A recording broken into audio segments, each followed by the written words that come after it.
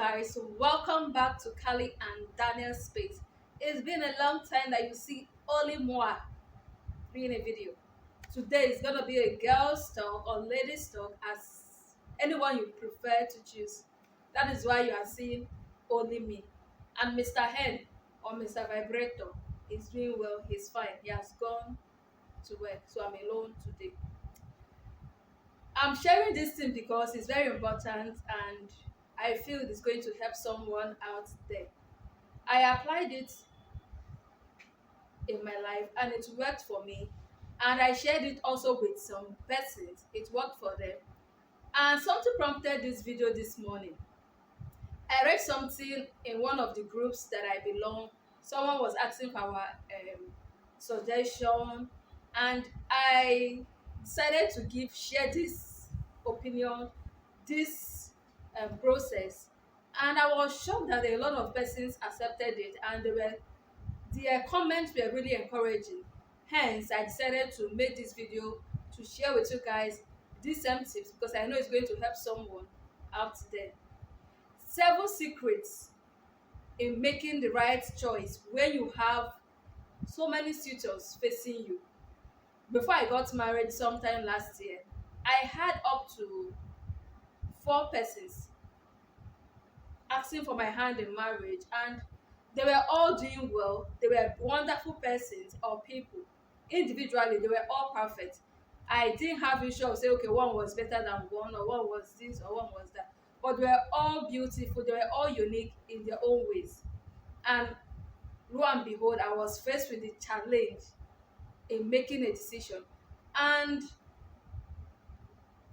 I went to someone to ask for an opinion, and the person was like, I've already made my choice in my head what I wanted. But on the second thought, I was like, okay, let me speak with someone else and see what the person would suggest. And I spoke with that person who happens to be my brother-in-law. And he was like, I should not be in a haste. I should go and pray about it. And I said, okay. And I left. And I was like, how am I going to even start praying about something I have already made my decision, what I wanted. And as I was praying, I got this inspiration, and I did exactly as I got it.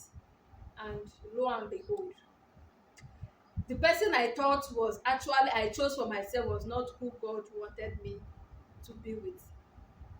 And now that is why I decided to make this video to share with you guys these 7 secrets that I applied, and other people applied after I did that, and it worked for them.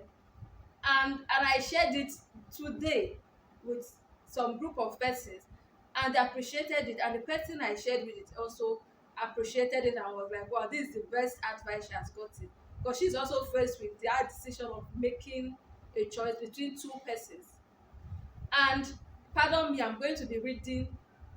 I jotted the points out so that I don't ramble over so many things. You know, some of us we just love talking when I'm before the camera. I just love talking. I just love talking to you guys. So don't pardon me because I'm going to be listing the points out. The first point or the first step in this process is detachment. Detachment. I know people, it sounds like weird or sounds bizarre. Why should you detach from somebody or from people who are asking for your hand in marriage? You need to detach from them because of the other steps that I'm going to mention. And how are you going to detach from these persons? One, if you are not in the same space or you are not in the same town, probably maybe your communication is through phone call. You as the lady in question, stop calling. Stop calling. This video is particularly for the ladies. It's not for the guys.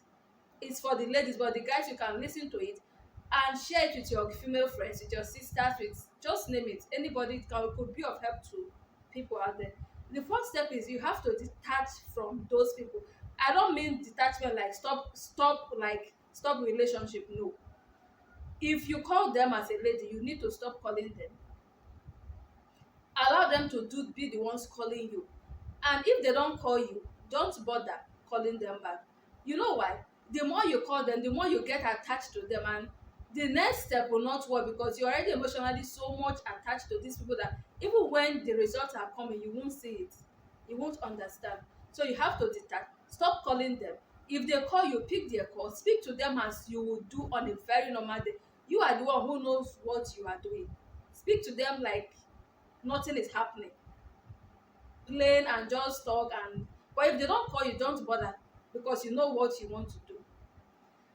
And the second step to this, before I go for the second step, I know that this first step I'm saying might not be easy, because imagine somebody you talk to 4 or 5 times in a day, and now you have to detach from them by stop calling them. I know it's not going to be easy, but you just have to persevere because of what you um, desire to achieve.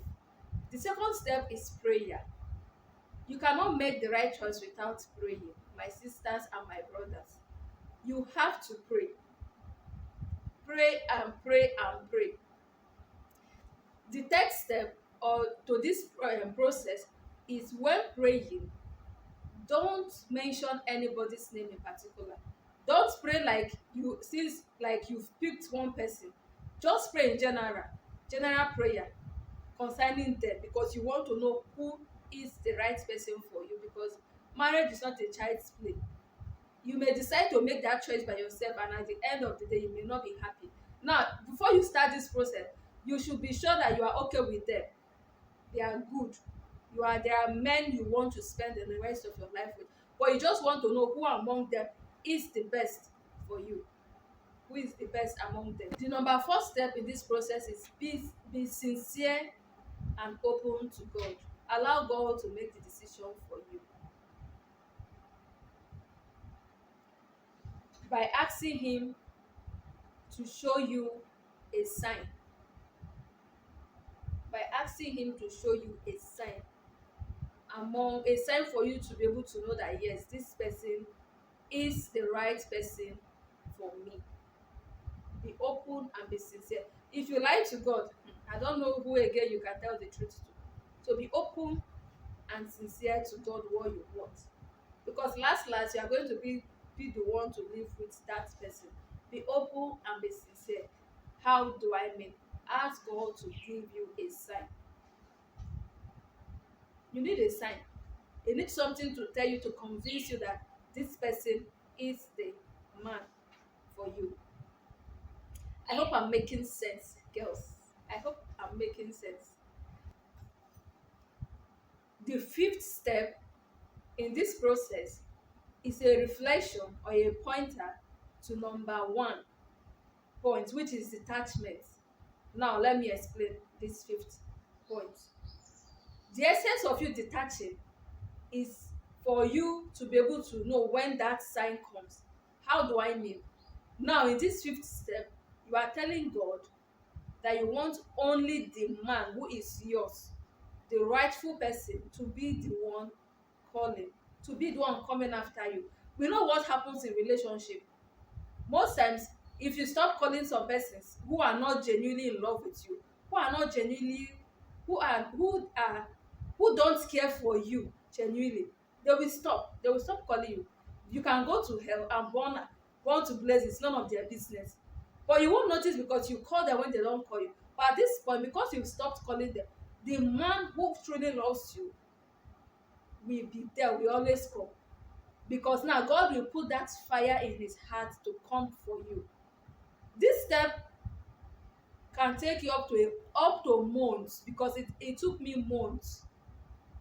So praying for a life partner is something you just start praying like one day and you expect to see results. Some persons will just pray and say one day they will tell they've seen the result. My sister, it doesn't work that way. It's not magic. In my own case, let me share what happened in my own case. There were four of them. And I stopped calling all of them, because I needed to detach myself emotionally from them. I know I was so much emotionally attached to them that when the signs come, I will not know. I stopped calling them, and I left it open for them. If you call me, you'll fine. If you don't call me, it's okay for me. As I was doing my prayer, I told God this is what I wanted. This step, I will stop calling them. I want the man who is my own to be the one that I'll be calling. Initially, some of them will come. That's why I say it's going to take months. That first week, all of them were calling. All of me, I was not calling. If you call me, fine. If you don't call me, fine. The four of them were calling always. I will pick their call. I will talk to them like I talk to them normal. Second week, some persons once in a while they will come, maybe once somebody that calls like every single day will come in like once in a day, once in 2 days. I was not bothered, but I was not calling. Even when they don't call me, I don't call. Gradually, some persons will, some of them stopped calling, and after a while they will call again. But I was not bothered. I know that finally, only the one I wanted, only the one God wants for me will remain. And after a few months, every of them stopped calling except the person I am married to now. And his own was even worse because I was even giving, we are in the same state, we are in the same town. I stopped him from coming to my house. That will tell you how far he went to. Whenever he calls that he wants to visit me, I will find one excuse, which was genuine excuse, why he shouldn't come. The rest of them were not in the same state with me. We were far apart. But when I stopped calling, they stopped calling me along the line. But the one who was with me in the same town was calling. He kept on calling. And he was always even calling, let me come and see you. I would say no. Don't come, I'm busy, or this and that. I was giving one of the reasons why he shouldn't come. But even the more I persevered, the more I was pushing him away because I didn't want to be attached to him because he was physically present with me. The more he was calling among all of them. Finally, after like 3 months plus, every of them stopped calling except him. Even when it was the only one remaining, I didn't assume, okay, yeah, God has, it's just it, that is it. I was still praying to confirm it. And finally, he was only one left. I mean, only one left. This step is not an easy one, I know that. And all the people, all my friends that I shared this with, that applied it, they came back thanking me because it worked. It was 100%, as in this step, 100% effective. It worked for them. And they are glad, they are happily married now. Happily married. The sixth step in this is don't be carried away by sentiment for any of them. That is why I said detachment. You need to detach yourself from them completely so that sentiment will not come in place. Because some of them may be giving you more money than one, may be giving you more money than the other one may be calling you more than the rest, one may be this than this, because they may not be the same. Their strength will not be the same in every angle. So that sentiment has to die. That sentiment have to die. Because if that sentiment doesn't die, or you don't kill it, when that person remains, you won't still appreciate it. You won't appreciate it. So that sentiment has to be out of the picture. And the number 7 step is ask God to make them go away by themselves. You don't need to tell them that you don't want. No. So that you don't become enemies with them. So you have to ask God to make them go by themselves. Like now, they've stopped calling you. Some of them may stop calling you, but they still be having a little feelings for you. But now in this 7th step, you are asking God to make them go completely. Asking completely. They should forget that you are existing. You shouldn't be the one to tell them no. I've made my choice. I don't want this. I don't want that. Me, I'm sharing this because it worked for me.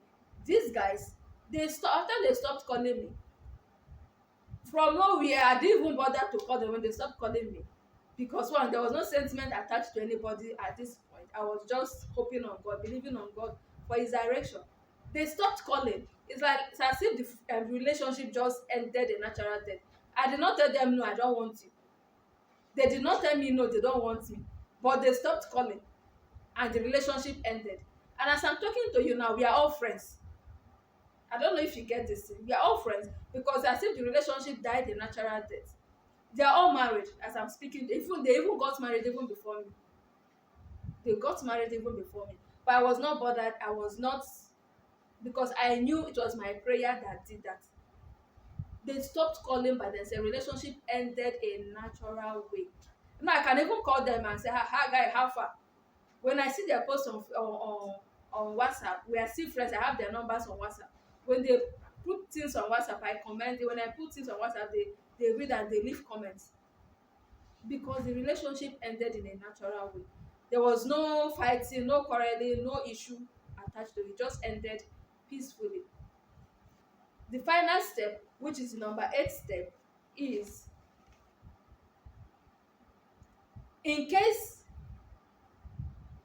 none of them is your husband, because it could happen that you are thinking that your husband is among the 4 of them and none of them is your husband. Sister, don't lose hope, don't panic, be focused, continue praying. Now this is the point to tell God, God, bring my husband to me. And anywhere your husband is, anything can happen. God will just bring that man straight and direct. Your path will just cross and it will click. You will know, because you've already prayed that the right person should come. And I know that this video or these tips that I've shared will help you if you follow it genuinely, if you follow it in all sincerity, in all openness. It's going to work for you. It worked for me, though it's going to take patience, it's going to take discipline, it's going to take a whole period of time.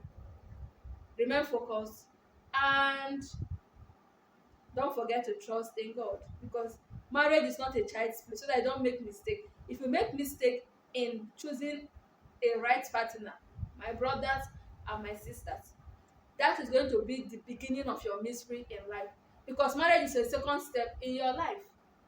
So if you make the wrong choice, just so that you're going to live with pain, you're going to live with misery, all your dreams, all your aspiration is going to go down the drain. Then you now start praying at that point for correction.